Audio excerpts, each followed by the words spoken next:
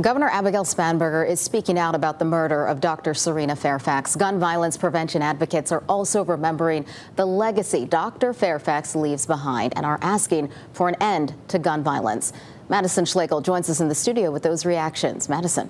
Governor Spanberger calls the murder of Dr. Cerina Fairfax a tragedy. It's a sentiment shared not only by her family, but her entire community in Fairfax, Virginia. Shocking details are emerging about the breakdown of the marriage between former Virginia Lieutenant Governor Justin Fairfax and his estranged wife, Cerina Fairfax. 12:01 a.m., April 16th, 2026. 8106 Guinevere Drive, Annandale, Virginia. In the basement of this house, a woman named Cerina Fairfax is being shot, several times, by the man she married, by the man a judge had already ordered out of this home. Upstairs, her teenage son hears it. He picks up his phone. He dials 911. He tells the dispatcher he thinks his mother has been stabbed. He doesn't know it was a gun. He doesn't know she's already gone. But the cameras in that house, the cameras she installed, they captured every second. And the court documents written months before this night, they saw it coming too. Welcome to Hidden Motive Crime. If you're new here, subscribe. Turn on that notification bell. This channel exists for one reason, to bring you the details others leave behind, the facts buried in court filings, the truths that deserve to be spoken out loud. Today, Annandale, Virginia, a case the court put in writing, and still could not stop. 4 facts, 4 separate moments. All of them documented, all of them on record. Fact 1. On March 30th, 2026, just 17 days before Dr. Cerina Fairfax was killed, Fairfax County Circuit Court Judge Timothy McAvoy issued a custody ruling. Primary physical custody of both teenage children awarded to Cerina. The court's own language described the home's tensions as extremely high for an extended period of time. It ordered Justin Fairfax out by April 30th. He had 14 days left on that clock when he picked up the gun. Fact 2. Judge McAvoy's written order described Justin Fairfax's condition in plain language, his isolation, drinking, and lack of participation in family life as signs of, in the judge's own words, a sense of fatalism and hopelessness. The court acknowledged his alcohol use, his mental decline, his detachment from his own children. And still, the court did not order a single therapy session, not one mandatory treatment requirement, nothing. Fact 3. In 2022, 4 years before that basement, Justin Fairfax took money set aside for his children's horseback riding lessons and bought a handgun. He then left the house, with the gun, with a suitcase. Family members searched frantically. They found him in a public park and could not calm him down for hours. His brother had to call a mental health professional who met Justin Fairfax in the parking lot of Tyson's Corner Mall at 1 o'clock in the morning. That gun was never accounted for in court. Fact 4. January 2026. Justin Fairfax called police and told them Cerina had assaulted him. Cerina's cameras caught the entire thing, every second. Fairfax County Police Chief Kevin Davis confirmed it publicly. We reviewed those cameras and corroborated that the alleged assault never occurred. The allegation was false. No charges were filed against anyone. She had the footage. She had the ruling. She had the court order, the custody decision, the receipts, every single one. April 16th, 2026, 14 days before his legal deadline to leave. He made sure none of it would matter. What would you have done differently if you were Cerina? Drop your answer in the comments, because that question does not have an easy answer, and it deserves to be asked. Picture the year 2005. A woman named Cerina Wanzer walks across a stage at Virginia Commonwealth University's Medical College of Virginia School of Dentistry. She is graduating magna cum laude. She is being inducted right then and there into Omicron Kappa Upsilon, a dental honor society that does not take anyone who hasn't earned it. She started at Duke University in 1999. 6 years of discipline, of precision, of choosing this on purpose. And she wasn't finished. After the degree, she stayed at MCV for a full year. a residency in advanced education in general dentistry, because a degree wasn't enough. She wanted to be better than trained. She wanted to be exceptional. Then she built something. Dr. Fairfax and Associates Family Dentistry, Fairfax County, Virginia, a practice she would run for over 2 decades, serving children, families, patients who came back year after year, not because they had to, but because she made them want to. She completed hundreds of hours of continuing education. She volunteered. She contributed to local charities. She ran vocational training programs. She joined the American Dental Association, the Virginia Dental Association, the Northern Virginia Dental Society. In 2015, VCU named her Outstanding Graduate of the Last Decade. Ryan Dunn, CEO of the Virginia Dental Association, said after her death, she loved giving back, that the connections she built inside the VDA and inside her community were real. Her friend and patient of 20 years, Taryn Sims II, said something that should be remembered. He said, "I definitely would put politician's wife at the bottom of the list. She was one of the most loving, caring people. It's important that Cerina is a real person and an accomplished person and one of the best in her field." Outside that office, she ran trail paths with her Vizsla dogs. She practiced Bikram yoga. She traveled. She read. She was already mapping out college visits for both of her teenagers, Cameron and Karis. Judge Timothy McAvoy, in his own written custody order, called her the planner, the scheduler, the caretaker, the cook, the disciplinarian, and the primary nurturer. He wrote that she was a port in a storm for her children. And then he wrote 2 more words, mother's grit. That is what a Fairfax County Circuit Court judge put into the official record about Dr. Cerina Fairfax. Remember those 2 words, hold on to them, because the story of what she was building and what was collapsing right next to it is where this case becomes something the court itself admitted it saw and still could not stop.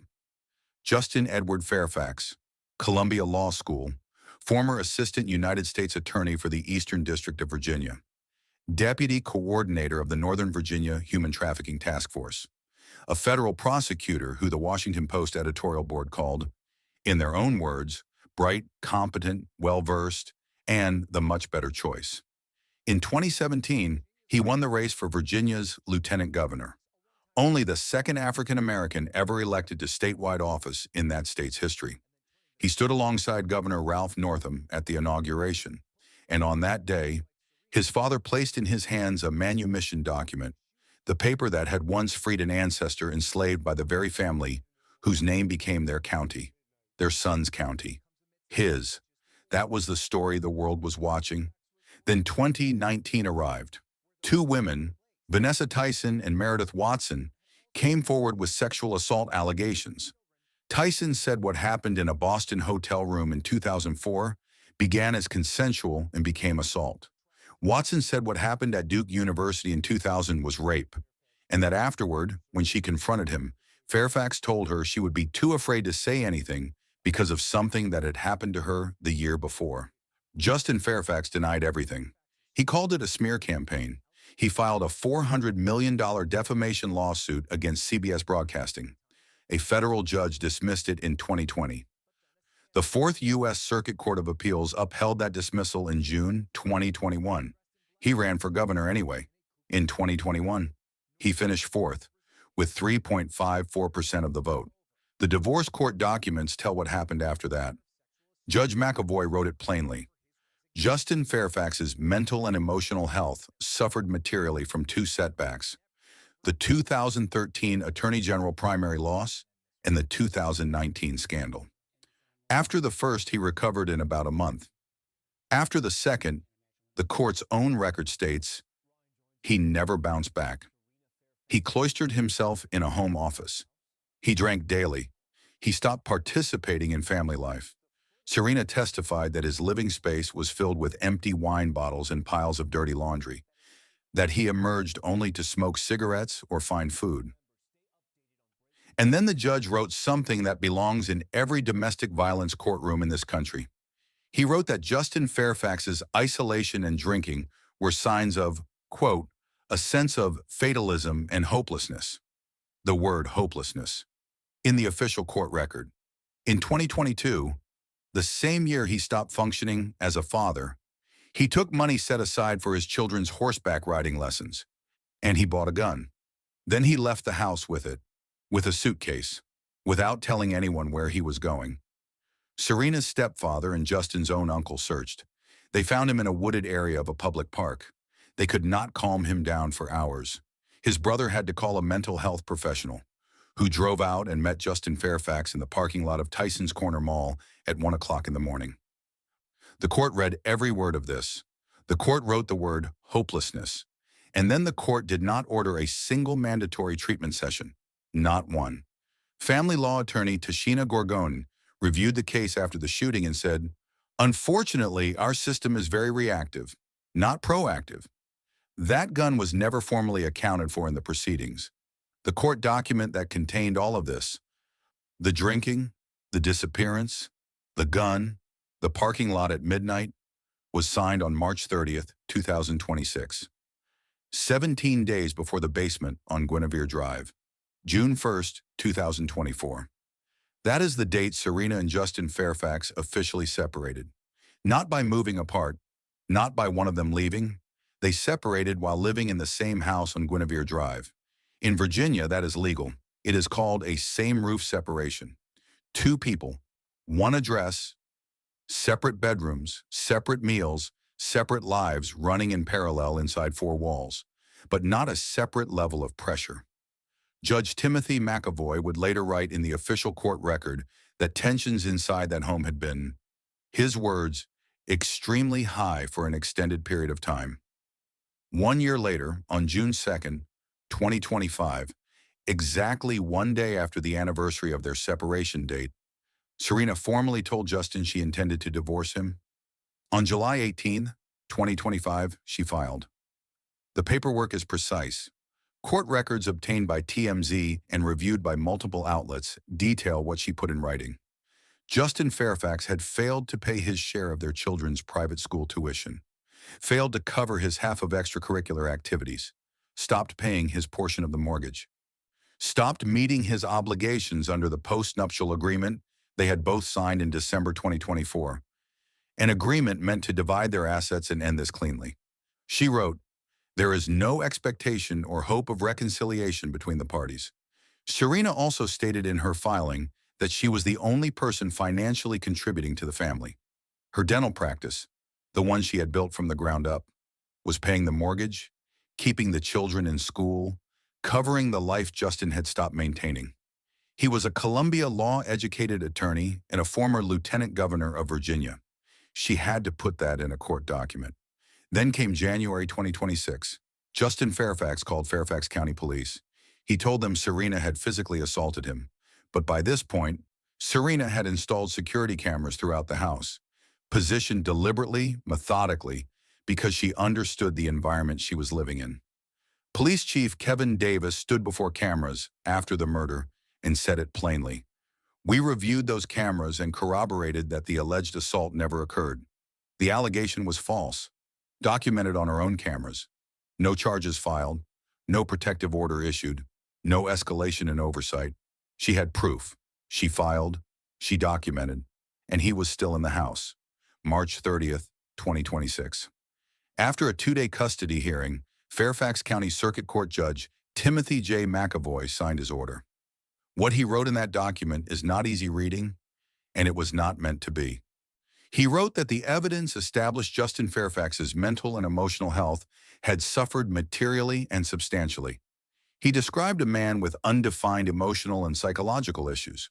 He wrote that Justin's isolation, his daily drinking, and his withdrawal from family life were, in the judge's own words, manifestations of what seems to be a sense of fatalism and hopelessness. And then the judge wrote this: "There was no evidence that father is seeking professional help, and this is very concerning to the court. Very concerning." Those are two words a sitting judge placed in a legal order about a man with a documented history of disappearing from his home with a gun, a man who had filed a false police report against his wife, a man who was still sleeping under the same roof as the woman he had just lost custody of his children to. The order gave Cerina primary physical custody of Cameron and Karis. It imposed breathalyzer requirements on Justin. He had to pass a test 1 hour before any visit with his own children. It fined him $300 per day for each day he continued to defy prior court orders, and it set his move-out deadline, April 30th, 2026. The judge did not order mandatory psychological treatment, did not require him to surrender the weapon purchased in 2022, did not move the deadline sooner than 30 days. Family law attorney Tashina Gorgon reviewed this case in the days after the shooting and said what the record already suggested. The court emphasized what a good father it thought he could be with treatment, but it didn't order him to go. It's not protective of children. It's not protective of women. Then came April 10th, 2026. A show cause order was issued. Justin Fairfax was required to appear before the court on April 21st to answer for his continued noncompliance. He was served that paperwork in the days that followed. Police Chief Davis would later say at his press conference, and these were his exact words, "Justin was apparently served some paperwork associated with an upcoming court proceeding. That apparently led to the incident last night. A piece of paper telling him to appear in court." 5 days away, April 15th, 2026. Wednesday, Cerina Fairfax goes through what appears from the outside to be an ordinary day. Her practice on Lee Highway, her children, her plans, including, according to a close friend, the college visits she had been mapping out for Cameron and Karis. 14 days remained before the court-ordered move-out deadline. 5 days before the April 21st hearing. The cameras inside 8106 Guinevere Drive are recording. They will keep recording through the night. And at 12:01 a.m., when Thursday becomes April 16th, what those cameras capture will be evidence in a murder investigation. She had done everything right. Every single thing. April 16th, 2026. The house on Guinevere Drive has gone quiet. It is after midnight. A school night. Cameron, 16 years old, Mauer, is upstairs. Karis, 14, is upstairs. 2 teenagers in their rooms. In the house their mother has been holding together alone. Cerina and Justin Fairfax are in separate parts of the home. Separate bedrooms, separate floors. The living arrangement Judge McAvoy described as making tensions extremely high for an extended period of time. At approximately 12:12 a.m., the Fairfax County Police Department's own official release confirms this timestamp. Something moves through that house. Justin Fairfax goes to the basement, where Cerina is. What happens next takes very little time. Police Chief Kevin Davis would say at his press conference that the violence unfolded quickly, with little to no gap between shots. He fires multiple times. The Virginia Department of Health's Office of the Chief Medical Examiner would later confirm what the bullets did. Cerina Fairfax, 49 years old, dentist, mother, the woman a judge called a port in a storm, died from multiple gunshot wounds. Her manner of death? Homicide. Justin Fairfax then walked back through that house, up the stairs, to the primary bedroom. He used the same gun on himself. A contact gunshot wound to the head. His manner of death? Suicide. Cartridge casings were recovered at the scene. The firearm was recovered at the scene. Cerina's cameras, the ones she installed because she understood what she was living alongside, were recording. They recorded all of it. The 911 call came in just after midnight. Dispatch audio captured on Broadcastify and aired publicly records what the dispatcher received from the other end of that line. A teenager's voice, her son, the dispatcher's words, caller stating that his dad might have stabbed his mom. He thought it was a stabbing. He did not know it was a gun. He did not know she was already gone. Officers arrived at 8106 Guinevere Drive in the minutes that followed. The radio traffic, also captured publicly, tracks what they found as they moved through the home, room by room, floor by floor, in the dark. One officer's voice recorded on dispatch audio, "I haven't cleared the house out yet, but I have the son with me downstairs." He noted that the husband's car was still in the driveway. Then from upstairs, "We got another subject down in the bedroom upstairs. I think this is going to be our subject. He's got a firearm with him. Self-inflicted gunshot wound to the head. Cerina Fairfax was found in the basement. Justin Fairfax was found in the primary bedroom. Fairfax County Fire and Rescue pronounced both deceased at the scene. Cameron and Karis were removed from that house and placed with family members. The Fairfax County Police Department's Victim Services Division was assigned to support them. They are with their grandparents. Later that morning, Police Chief Kevin Davis stood before cameras outside and said, "At one point in time, it's fair to say that Justin Fairfax was a rising star. Not just in Northern Virginia, but in Virginia. It's high profile in nature. It's tragic in nature. Certainly a fall from grace for a relatively high-profile family that seemingly had a lot of things going in their favor. Half of America probably goes through divorce proceedings at some point in time. Very, very rarely, thankfully, does it ever end up like this. Cerina Fairfax did everything the system told her to do. She filed, she documented, she installed the cameras. She got the custody ruling, she got the court order. She had 14 days left on that clock. She ran out of time. And now I want to ask you something, directly and without softening it. Do you believe the system failed Cerina Fairfax? The courts, law enforcement, the institutions that saw every warning sign in writing and still left that man in that house? Do you believe they failed her? And if so, where specifically did it break down? Put it in the comments, because that question matters beyond this case. It matters for every woman sitting in a house right now, doing everything right, waiting for a system to catch up to what the paperwork already says, those cameras. Cerina Fairfax installed them throughout 8106 Guinevere Drive during the divorce proceedings, methodically, deliberately, because she understood the house she was living in. Police Chief Kevin Davis confirmed they first became aware of the cameras in January 2026, when they were used to disprove Justin Fairfax's assault claim against her. In the hours after the murder, those same cameras became the primary evidence in a homicide investigation. Davis stood before reporters and confirmed that detectives had reviewed, his words, a lot of cameras inside that home. Every detail the couple's son had given the 911 dispatcher was corroborated by the footage. Cerina had, without knowing what April 16th would bring, preserved the truth about both the January incident and the night she died. She built her own record, frame by frame. The firearm was also recovered, the same weapon used in both shootings, in the basement where Cerina was killed, and in the primary bedroom where Justin Fairfax died. Court documents had flagged that gun 4 years earlier. The 2022 purchase, made with money taken from the Children's Riding Lesson Fund, had been reported to the judge, written into the custody order, and entered into the official record. It was in the documents. It was in the house.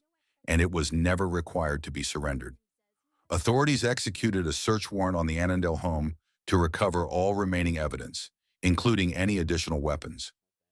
Davis told reporters the search would take time. CNN also confirmed that Fairfax County court records showed Justin Fairfax had been sued twice in warrant and debt cases, both resulting in default judgments in favor of banks for unpaid debts. He was not just financially absent from his family. He was financially unraveling across the board. Cerina's divorce filing had called it precisely.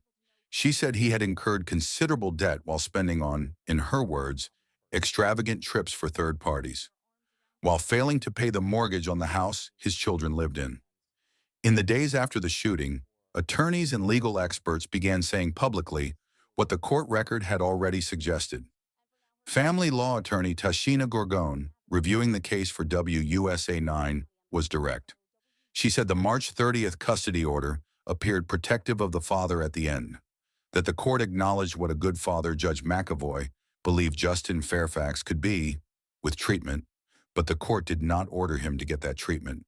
Her conclusion, it's not protective of children. It's not protective of women.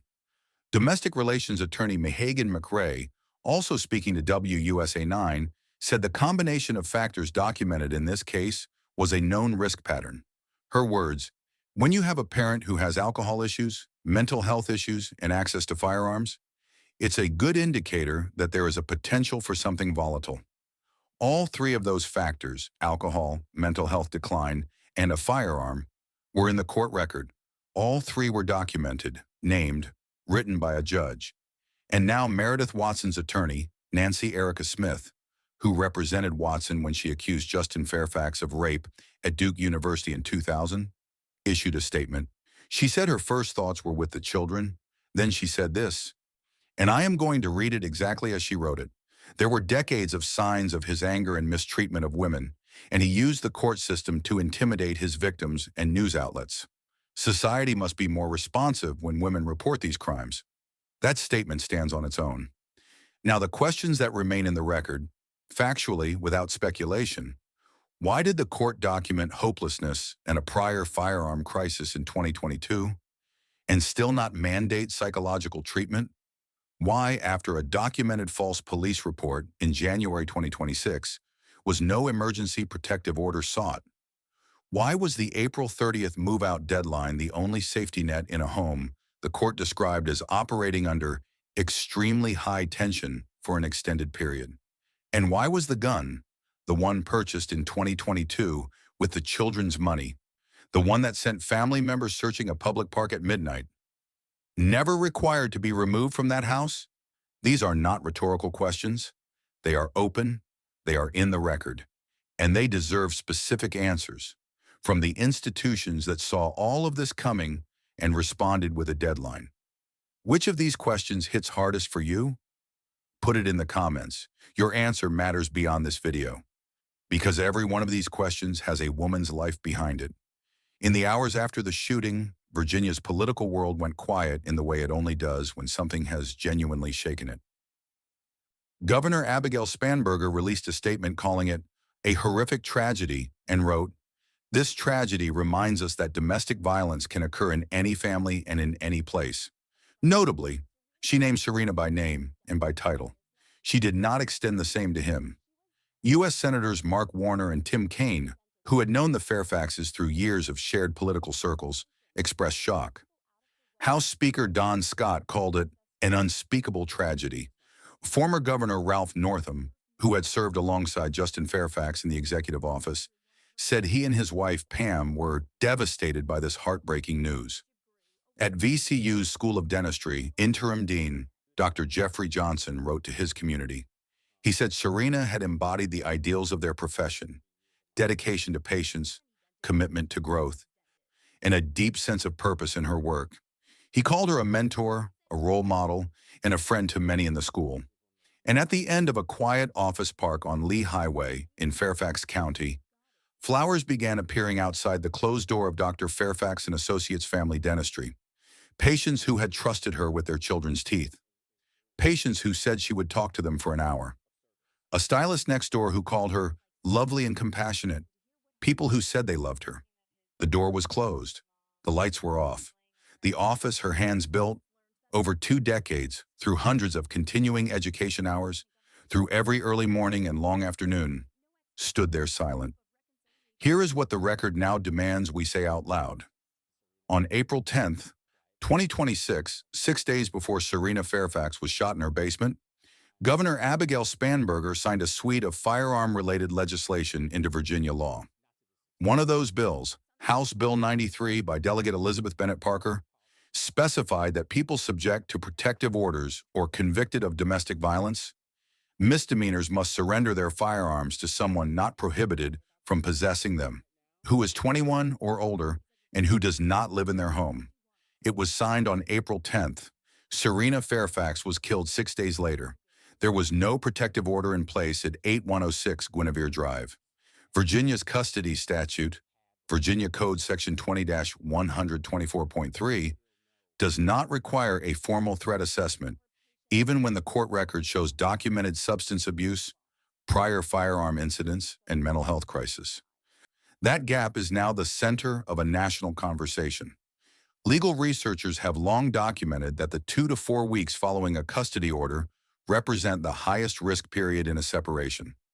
Judge McAvoy issued his custody order on March 30th. Cerina was killed 17 days later, inside that exact window.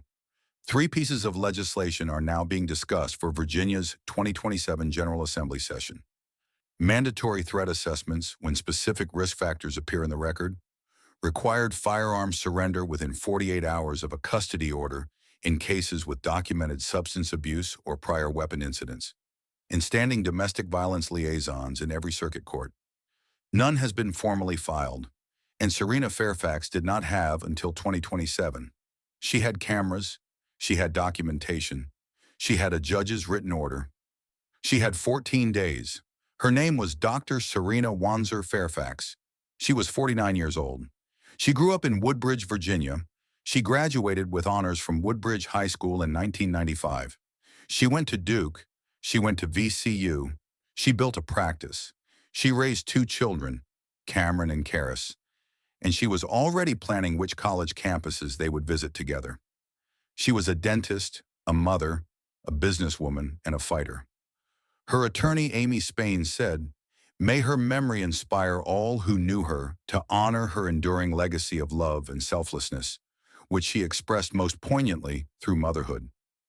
If this story moved you, share it, not for numbers, for her, so that her name belongs to her. If you or someone you know is experiencing domestic violence, the National Domestic Violence Hotline is available 24 hours a day at 1-800-799-7233. In Virginia, call or